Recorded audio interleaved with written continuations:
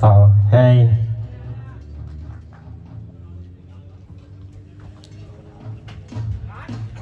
một hai sáu hai hai hai lừa một hai hai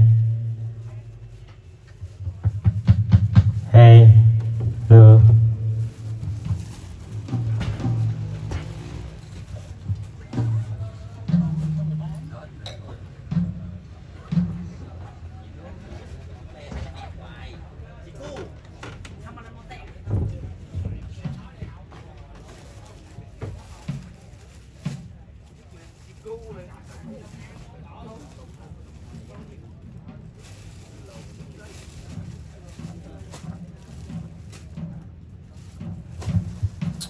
hai hai lừa hai hai lừa hai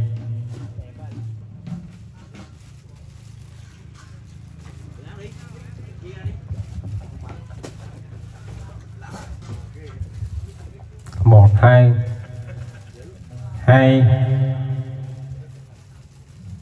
hai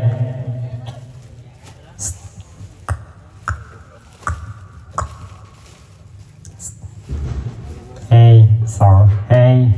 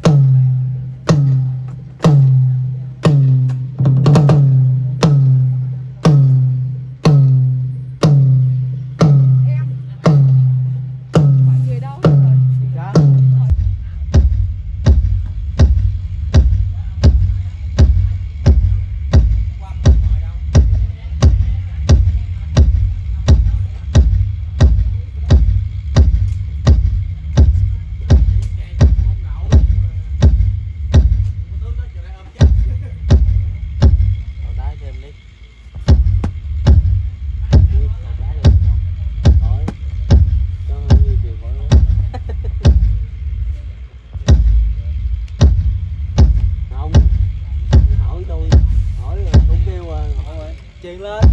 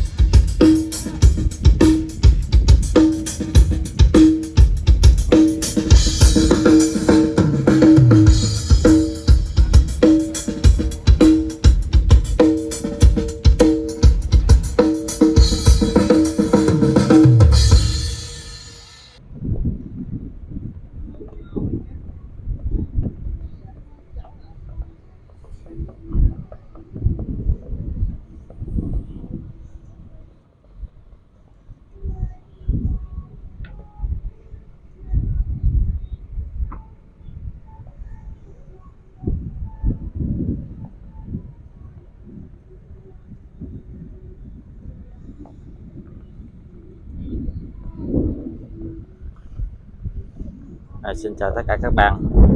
Hiện tại mình đang có mặt tại Lùa Sao, miền Tây 2023. Mấy anh em mình cũng tới chỗ demo của các hãng lo, treo âm thanh ánh sáng nhìn rất là chuyên nghiệp luôn mà.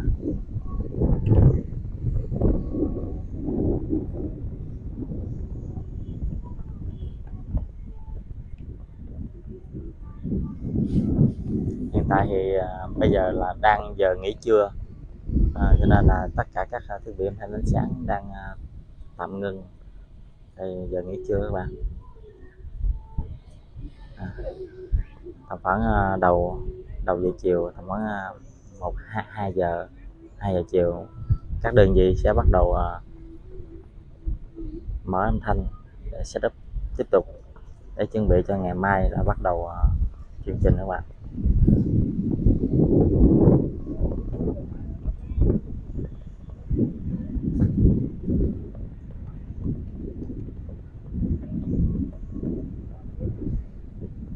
Hôm nay vẫn còn setup cho thật là chưa chỉnh chu để bắt đầu ngày mai là vào chương trình demo của các thương hiệu loa. Ở đây mình thấy rất là nhiều thương hiệu như đang ở trước mắt của mình là đây, trước mắt mình đây là thương hiệu loa đây là bạn Bima.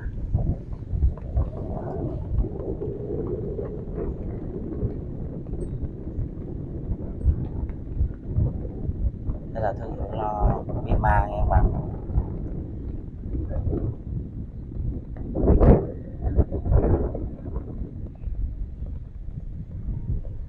Thương hiệu Bima này mình thấy sử dụng đang sử dụng là 1 cặp, 2 cặp, 3 cặp, 4 cặp. Mỗi một dây như vậy là sử dụng 8 cái full. Mà mình cũng chưa rõ là model này là model mấy, mà nó là AG đơn hay là AG đôi thì mình chưa biết nữa bạn. Còn sub là BQ BV 218A, tức là theo mình biết thì 218A là tức là 2 bass 6, 2 bass 18 là 5 tấc, là 2 bass hai cái sub đôi các bạn.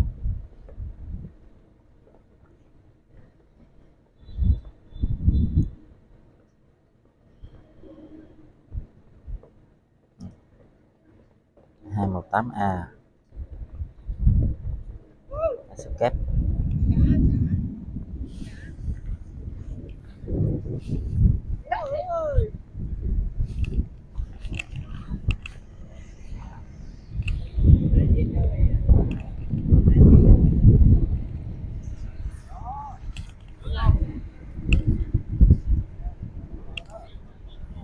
Sử dụng rất là nhiều thiết bị âm thanh này.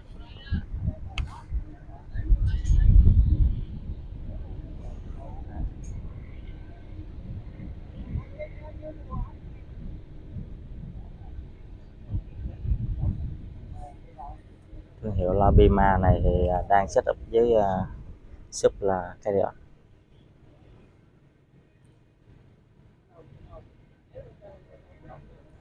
Mục đích của người ta là có một cái, các bạn thấy rõ là một cái sub quay mặt về hướng sân khấu không bạn? Đó là Carriot các bạn. Cách setup là sub Carriot, tức là 2-3 cái sub nhưng mà có một cái quay ngược về cái sân khấu. Mình sẽ đảo pha nó lại để triệt tiêu cái âm sub nó đi lên sân khấu, là ca sĩ ban nhạc này là đứng trên sân khấu thì nó không có cái tiếng của sub lên sân khấu, nó triệt tiêu, nó cản cái âm sub đó đi lên sân khấu. Công nghệ rất là hay các bạn.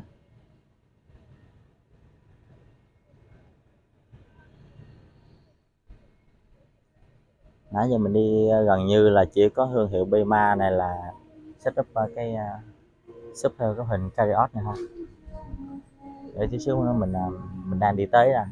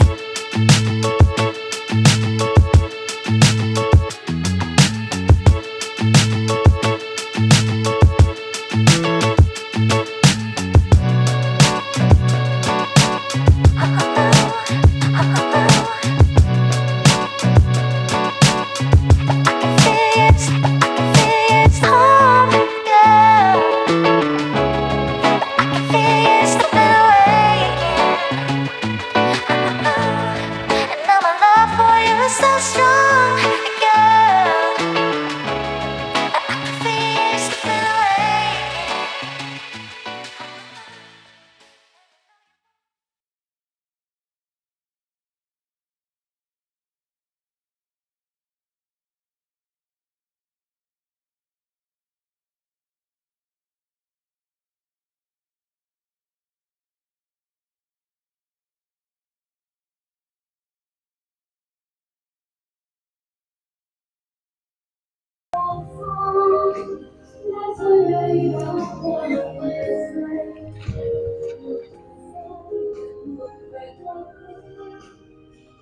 Ngay trước mặt của mình là shop Maso của thương hiệu Maso.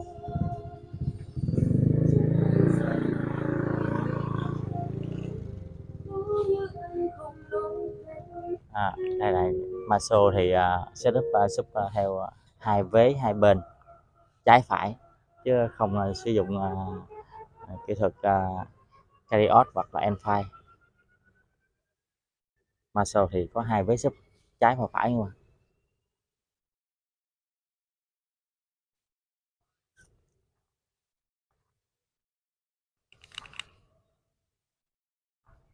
Để mình quay cho cận cảnh cho bạn coi nha. Là gần như là mình thấy tất cả các thương hiệu lo đây là gần như là setup shop end file hết, chỉ có Maso là hai vế trái và phải, và Bima thì carry out. Gần như là chỉ có hai thương hiệu là khác thôi, còn mấy thương hiệu khác là setup là end file hết mà.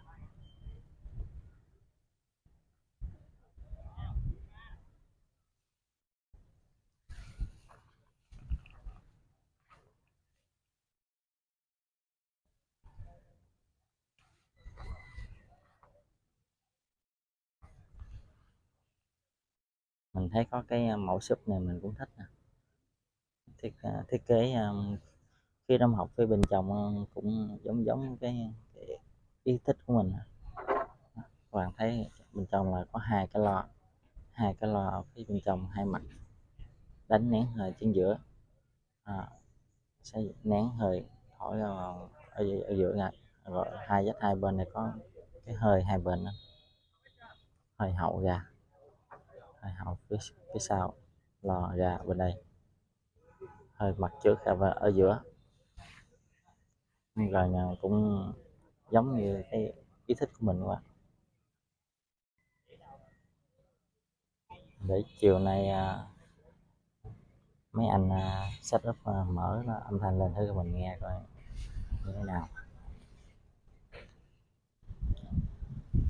Trên đây thì đơn vị DTG.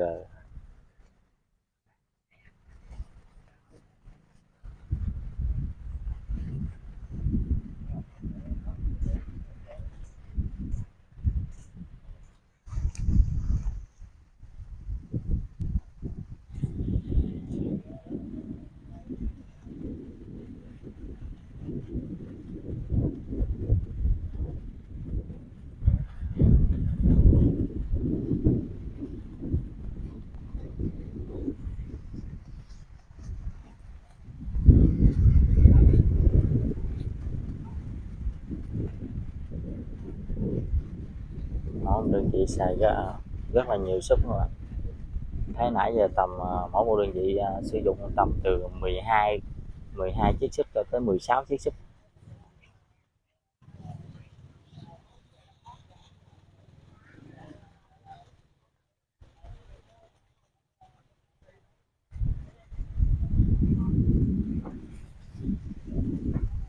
Gió hơi lớn, hơi ồn, các bạn thông cảm nha các bạn.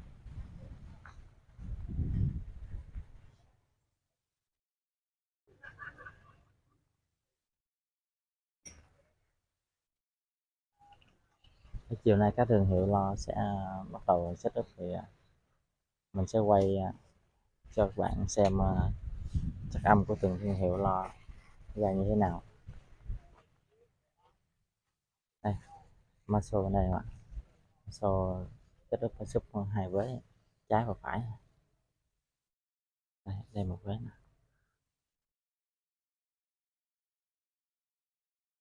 bên đó một vé Marshall. Rồi.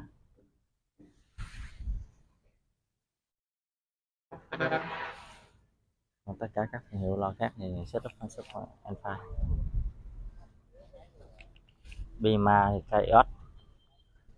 Bima sử dụng công nghệ Cariot. Marshall thì truyền thống trái và phải. Còn các thương hiệu khác thì Enfire. Đây, BSD này các bạn.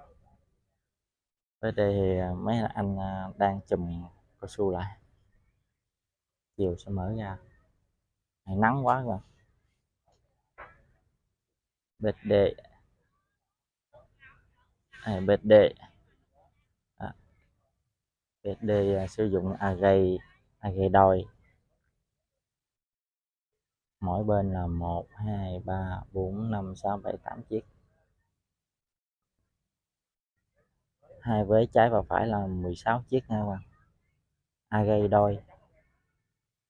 Phần sub thì hiện tại thì đang chùm cao su lại, mình cũng không có đếm được bao nhiêu chiếc, nhưng mà nãy mình có nghe anh kỹ thuật nói là gần hình như là 12 chiếc sub các bạn.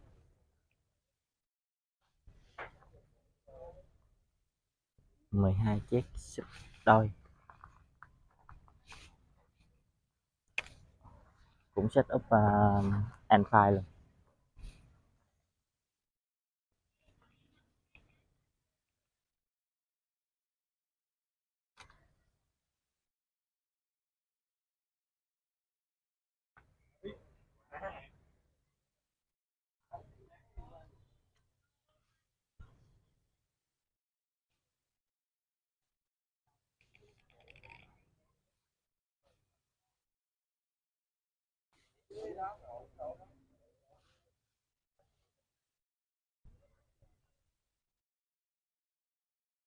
Sub của BSD này mình thấy mấy anh em cũng khen rất là nhiều á, nhưng mà lần đầu tiên mình trải nghiệm thực tế rồi sau lần đầu tiên rồi, cho nên hôm nay mình nghe âm thanh nó khủng khiếp như thế nào. Mình cũng nghe rất nhiều anh em nói về sub của BSD đánh rất là dữ. Chiều nay mình sẽ nghe một trải nghiệm, quay lại cho các bạn coi nha.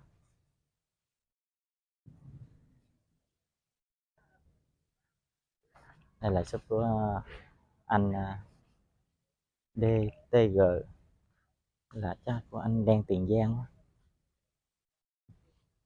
Không biết có phải không, có phải hiệu DTG này là của anh Đen Tiền Giang không các bạn?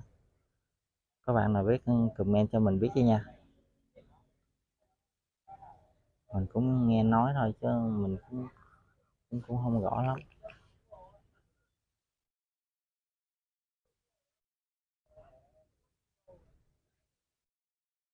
Đây là lần đầu tiên mình giữ cái gồ sau miền Tây. Hồi năm 2017 thì mình có dự một buổi demo âm thanh của các thương hiệu lớn hơn, Nexo, GCF, các thương hiệu lớn hơn năm 2017. Lần này là lần thứ hai mình tham dự buổi demo âm thanh.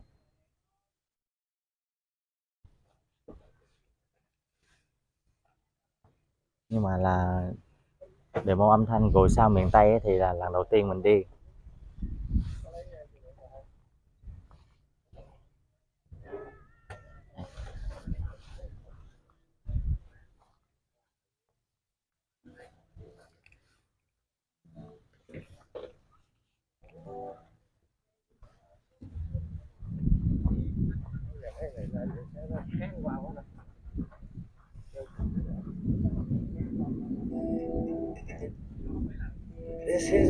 Bộ trống là chiều nay ngày mai bắt đầu là có ban nhạc màu nước đánh cho bên thương hiệu loa BSD, nhưng mà bên màu nước.